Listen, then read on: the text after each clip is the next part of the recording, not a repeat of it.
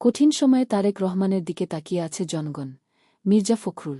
দেশের কঠিন সময়ে জনগণ বুক ভরা প্রত্যাশা নিয়ে বিএনপি চেয়ারম্যান তারেক রহমানের দিকে তাকিয়ে আছে বলে মন্তব্য করেছেন দলটির মহাসচিব মির্জা ফখরুল ইসলাম আলমগীর। শনিবার সকালে রাজধানী বনানীর হোটেল শেরাটনে সাংবাদিকদের সঙ্গে বিএনপির চেয়ারম্যান তারেক রহমানের শুভেচ্ছা বিনিময় অনুষ্ঠানের শুরুতে এসব কথা বলেন মির্জা ফখরুল।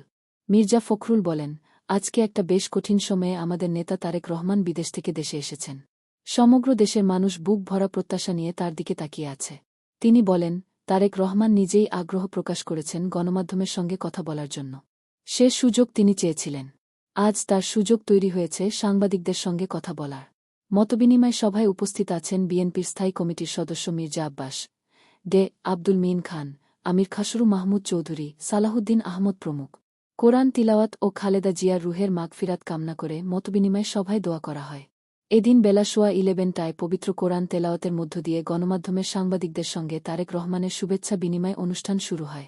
অনুষ্ঠানে দেশে বিভিন্ন গণমাধ্যমের সম্পাদক, সাংবাদিক এবং বিএনপির নেতৃবৃন্দ উপস্থিত আছেন।